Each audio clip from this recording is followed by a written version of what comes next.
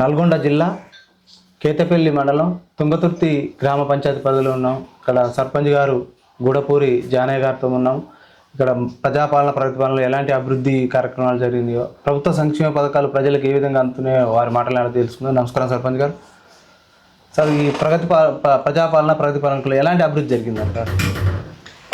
అభివృద్ధి మా గ్రామంలో మాకే పెట్టిన పనులు ఏదో ప్రభుత్వం నుంచి ఇచ్చినాయి.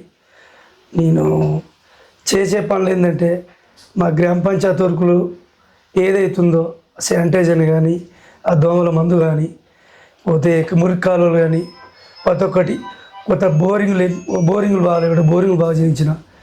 నాకు గవర్నమెంట్ దాని గురించి ప్రభుత్వం లేకున్నా గట నా గ్రామంలో నేను పని చేయాలని నేను ఒకటి బోరింగ్ బాగా చేసిన. వాటర్ సప్లై లేకుంటుంటే ఒక కొత్త మోటార్ వేసిన. ఇప్పుడు ఏ విధంగానైనా ఊరిని మంచిగా ఏ విధంగా తీర్చిదిద్దాలని నా ఇల్లు ఎంతో, నా కుటుంబం అంతా, నా ఊరంతా అని నేను నా ఊర్లే మంచిగా పని చేయాలని నేను ఈ ప్రభుత్వం మీద వంక చెప్పకుండా గట ప్రభుత్వం ద్వారా మాకు ఏదైనా సాయం కావాలి, నేను ఊరిని అభివృద్ధి చేసేందుకు ఉంటాను. నేను తుంగతుర్తి సర్పంచ్ గూడపూరి జానయ్య చెప్తాను. ఇక్కడ వర్షాకాలం సీజన్ స్టార్ట్ అయింది సార్. శుభ్రత విషయంలో కావచ్చు, పరిసరాల ఇక్కడ పరిసరాల పరిశుభ్రంగా ఉంచడం విషయంలో కావచ్చు, క్లీన్ అండ్ గ్రీన్ ఏ విధంగా చర్యలు చేపడుతున్నారు?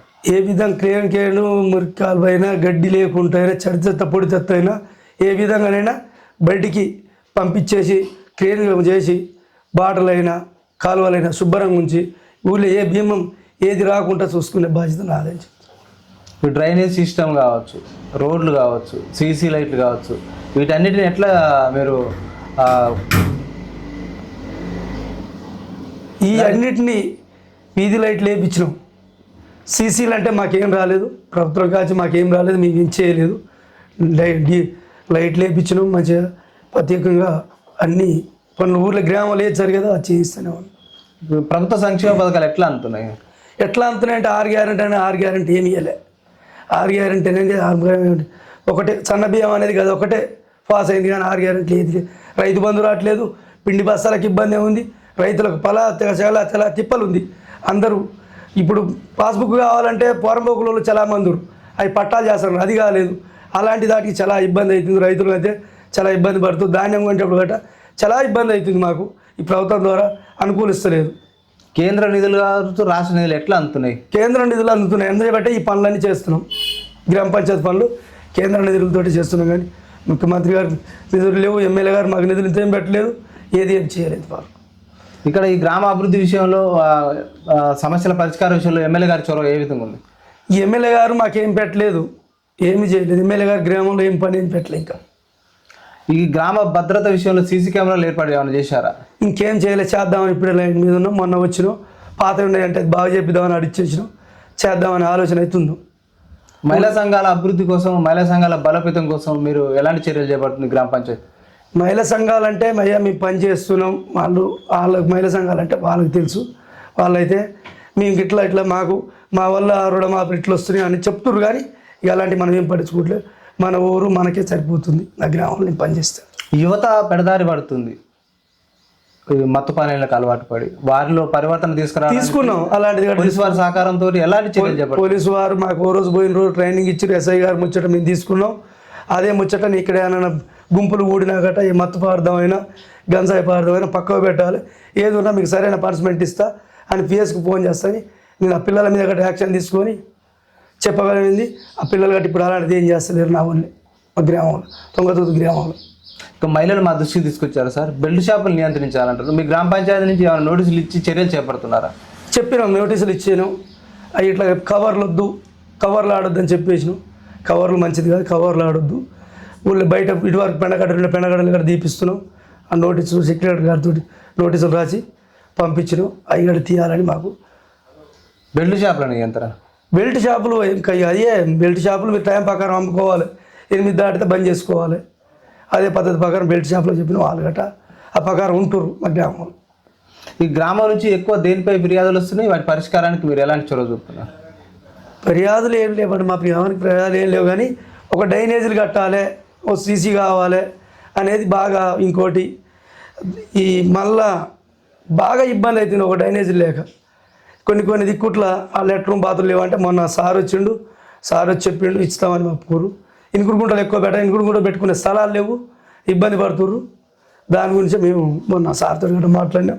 అయితే మా పీలేశ్వర గారు కూడా చెప్పిండు బాత్రూమ్లు ఎట్లా లేని వాళ్ళకి బయటికి వెళ్ళొద్దు, బయటికి వెళ్తే చిత్తడి అవుతుంది వద్దని చెప్పేసి మేము కూడా చెప్తున్నాం. అది కూడా అతి తొందరలో గ్రామ పంచాయతీ నుంచి ఆ పీలేశ్వరిని పట్టుకొని పైనుంచి వచ్చే నిధులతోటే ఆ లెటర్ బాత్రూమ్ కూడా కట్టిద్దామని ఆలోచన అవుతుంది. ఈ కుక్కల బెడద కూతుల బెడద బాగుంది అంటున్నారు. ఇది ఉన్నది కానీ అది కుక్కల బెడతలు అంటే అది మొదటి నుంచే మనకు పర్మిషన్ లేదు, మేము అలాంటి చేయబోమండి. అట్లా ఏమన్నా నియంత్రించడానికి ఏమైనా చర్యలు ఏమన్నా? చర్యలు అంటే ఒక బులోవర్లు వేసుకొని పడతాని ఒక అనాథుడు చెప్పిండు. చెప్తే బులోవర్లు వేసుకుపోయి అక్కడ పెడతామయ్యా, అక్కడ దాచే మార్గం ఉన్నాడు. సరే చూద్దామయ్యా, పెట్టి దాపనే చేద్దాంగా, నేనే చంపుడు అయితే నా వల్ల కాదు, చేయలేదు, అలాంటి దుర్బుద్ధి అన్నట్టు చేయబోను గట్టని చెప్పేసి. ఇప్పుడు గత ప్రభుత్వంలో ఎలాంటి అభివృద్ధి జరిగిందంటారు, ఇప్పుడున్న ప్రభుత్వంలో ఎలాంటి అభివృద్ధి జరుగుతుందంటారు? ఇప్పుడు గత ప్రభుత్వం కంటే ఇప్పుడున్న ప్రభుత్వం, అప్పుడున్న ప్రభుత్వం మంచిగా జరిగింది. ఇప్పుడున్న ప్రభుత్వంలో పని చేద్దామన్న గట పని కల్పించేందుకు అక్కడ సహకారం లేదు, ఇబ్బంది పడుతున్నాం. ఇప్పుడు ఇది ఓటరు జాబితా ప్రత్యేక సమగ్ర సవరణ వచ్చింది sir. Election commission of India ప్రతి గ్రామంలో ఓటర్ సర్వే చేస్తున్నారు. మరి మీ గ్రామంలో ఎలాంటి అంటే BLO ద్వారా ఎలాంటి ఏమైనా సమస్యలు వస్తున్నాయా? మరి ఓటరు నమోదు కార్యక్రమం ఏ విధంగా కొనసాగుతుంది? ఈ ఓటరు దానికి ఇంక్వైరీకి వచ్చారు కాబట్టి వాళ్ళు ఏం చెప్తున్నామంటే ఈడ ఉన్న వాళ్ళకి ఒక్కరికే ఓటు ఉండాలండి. ఇంకోటి చనిపోయిన వాళ్ళకి డెత్ సర్టిఫికేట్ ఇచ్చిన వాళ్ళకి ఓటు తీసేయాలి, వాళ్ళకి కొత్త ఓట్లు ఉంటే పెట్టుకోవాలనేది మాకు ఇన్ఫర్మేషన్ వచ్చింది. ఇప్పుడు మన మండలం నుంచి ఆ పని మేము కూడా చెప్పినాం, డబ్బు కూడా సాటింపు చేసినాం, అది నడుస్తూనే ఉంది. ఈ గ్రామంలో రైతులకు భూ సమస్యలు ఉన్నాయి అంటున్నారు, మా దృష్టికి తీసుకొచ్చారు. మరి గతంలో పరిష్కారం కాలేదు, ఇప్పుడు ఏమైనా పరిష్కారం అవుతున్నాయా? పరిష్కారం అంటే ఇప్పుడు గతంలో పరిష్కారం ఇంకా ఎక్కువ అది అయిపోయింది. ఇప్పుడు భూ సమస్యలు గతంలో చెప్పి వాళ్ళు అప్పుడు మన పట్టా ఈ గవర్నమెంట్ ల్యాండ్ చేయాలని అంటే అప్పుడు లేదని వాళ్ళు అన్నారు. ఇక వాళ్ళన్నా కొంచెం ఒకటి రెండు చేసిరు కానీ వీళ్ళు అలాంటిది గట్ట లేదు. ఈ ప్రభుత్వంలో ఏది పట్టా చేసులు లేదు, ఏది లేదు. పిండి బస్తాలు చిన్న టైట్ కాదు, సీరియల్ కట్టవలసి వస్తుంది. అవి ఎప్పుడు అయిపోతున్నాయో తెలుస్తలేదు. ఆ ఏవో గారు వస్తున్నాం పెడుతున్నాం అంటున్నాం, ఆ టైం పెడితే ఎవరో ఉన్నోళ్ళే పోయేటోళ్ళే పోతురు. ఆ ల్యాండ్ ఉన్నోళ్ళు ఏం చేస్తారు, ల్యాండ్ ఉంది కానీ పట్టగాలి బుక్ లేని బస్తా ఇస్తలేరు. బాగా ఇబ్బంది అవుతుంది పిండి బస్తాల ప్రభుత్వంలో. రాసాములకు రైతులకు అనేది బాగా ఇబ్బంది పడిపోతుంది. గూడపూరి జానయ్య గారు ప్రజలకు సమస్యలకు ఎట్లా స్పందిస్తున్నారు? నిత్యం ప్రజలకు అందుబాటులో ఉంటున్నారా? విత్ ఇన్ ప్లేస్లో అందుబాటులో ఉంటున్నా. గ్రామ పంచాయతీ సిబ్బందితో ఏ విధంగా పని చేయాలి, ఆ విధంగా చేసిన గ్రామ సెక్రటరీ ఒకరోజు రాకుండా ఊకుంటలేము. గ్రామంలో అభివృద్ధి చేసేందుకే మేము సిద్ధంగా ఉన్నాం. అభివృద్ధి చేస్తా. నా ఇల్లు ఎంతో నా గ్రామ పంచాయతీ గట్ట అంతే, నా ఊరు గట్ట అదే విధంగా నేను చూసుకొని 5 సంవత్సరాల ఊరికి సేవ చేసి నేను నమస్కారం పెడతానని చెప్తున్నాను. ఈ గ్రామాన్ని భవిష్యత్తు ప్రణాళిక ఏమైనా ఉందా, విజన్ ఉందా? ఎట్లా అభివృద్ధి చేసే అవకాశం ఉంది మీ ఆధ్వర్యంలో? అభివృద్ధి చేసే అవకాశం మాకేమన్నా ఇప్పుడు మా ఎమ్మెల్యే గారు ఏమన్నా కల్పిస్తే ఇంకా గ్రామాన్ని అభివృద్ధి ఇంకా ఎక్కువ చేసుకుంటూ పోతుంటాం. నా ప్రభుత్వంలో ఇప్పుడు ఈ ప్రభుత్వంలో మనకేమన్నా అవకాశం ఇస్తే గ్రామాన్ని అభివృద్ధి చేస్తా. కానీ నా ఇంట్లోకైతే రూపాయి తీసుకోను, రూపాయి ఆశించను. గ్రామం ఎట్లా చేయాలి, గ్రామాన్ని ఎట్లా చూడాలి అనే ఆలోచన మనకుంది. ఏరేది లేదు సార్ నాకు. మీ గ్రామ పంచాయతీలో ఫిర్యాదులు దేనిపై ఎక్కువ వస్తున్నాయి? ఎక్కువ ల్యాండ్ల గురించి, ఇట్లాంటి ల్యాండ్ల గురించి వస్తుంటే ఆ ల్యాండ్ల గురించి అయినా ఓ నలుగురు కూర్చోబెట్టి అయ్యా దీన్ని ఇది పద్ధతి ప్రకారం చేసుకొని దీన్ని ఏ విధంగా చేసుకొస్తారు, గోల పెట్టుకోవద్దు, దాన్ని ఏ పద్ధతి ఉంటే ఆ ప్రకారం తీసుకొని రాండి. ఆ ప్రకారం కాగితాలు వచ్చి హోల్జోలు కోల్పోవద్దు, తగాదాలు ఉండొద్దు, ఏ ఊరినైనా మనలే ఉండొద్దు. కొన్ని కుట్రలతో చాలా దూరం అవుతుర్రు. మనకు అలాంటి ఆలోచన రావద్దు. మన తుంగతుర్తి గ్రామంలో అని చెప్పి వాళ్ళని ఒక నలుగురు పెద్ద మనసు తోలి కూర్చోబెట్టి మాట్లాడి దాన్ని ఏ విధంగా చేయాలో, మళ్ళీ పంచాయతీ రావద్దని 5-6 సంవత్సరాలు మళ్ళీ పంచాయతీ కాపాడొద్దు, నాకు ల్యాండ్లు అయినా ఇంటి సమస్యలు అయినా ఏదైనా అని చెప్పి తోలి దాన్ని అంతవరకు క్లియర్ చేస్తున్నాం. ఎవరికి గోల్ లేకుండా మర్యాదతో వాళ్ళని ఏ విధంగా ఉంచాలో ఆ విధంగా ఉంచి పంపిస్తున్నాం. మీరు మీ గ్రామ ప్రజలకు ఏం చెప్పదలుచుకోరు?